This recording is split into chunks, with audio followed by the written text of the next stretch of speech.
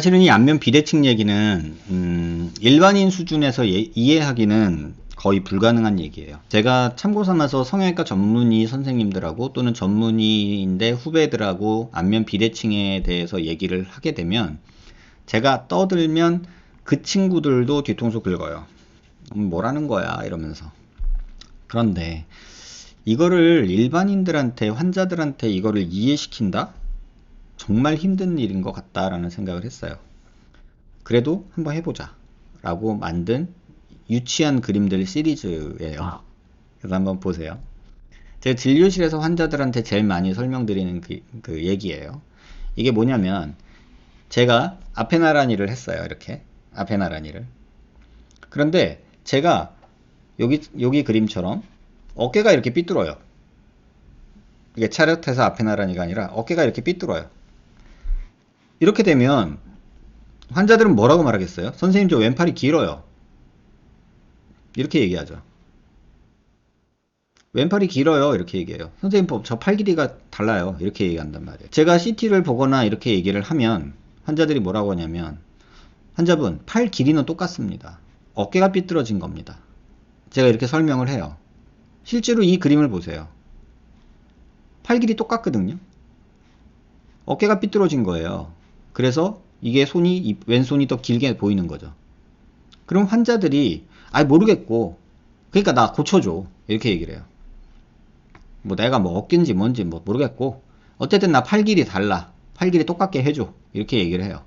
그러면 짧은 팔을 길게 만드는 방법은 어려우니까 긴 팔을 짧게 만들죠, 대부분. 그럼 이런 수술을 해요. 그러면 자, 팔 길이 똑같아졌어, 만족해? 이렇게 얘기를 하죠. 그러면 괜찮은 것 같아요 이렇게 얘기를 하고 집에 가요. 그러다가 엄마랑 같이 나타나요. 우리 애를 멀쩡한 애였는데 병신 만들어 놨다고 멱살 잡으러 오세요. 이게 실제 진료실에서 벌어지는 일이에요, 여러분. 자, 이 모습을 정면에서 본 모습이에요. 팔 길이가 똑같죠? 이렇게 팔이 어깨가 삐뚤어져 있어도 정면에서 보면 팔 길이 똑같아요. 그쵸? 근데 이걸 교정하겠다고 팔을 짧게 만들면 정면에서 오른쪽이 팔이 짧아 보이죠.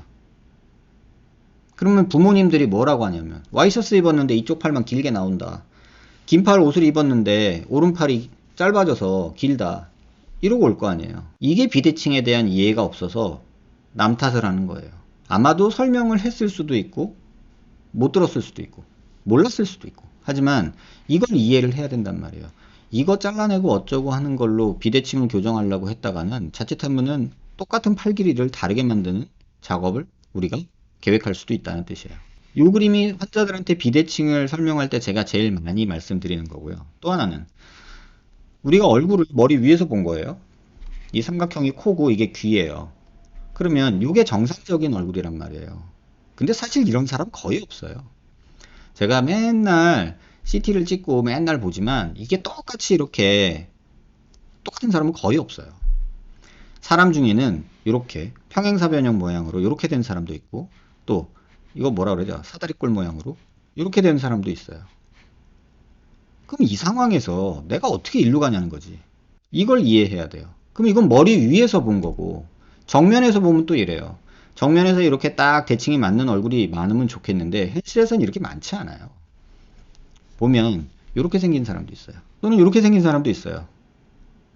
입 삐뚤어지고 눈 삐뚤어지고 이런 사람들이 주로 병원에 온단 말이에요.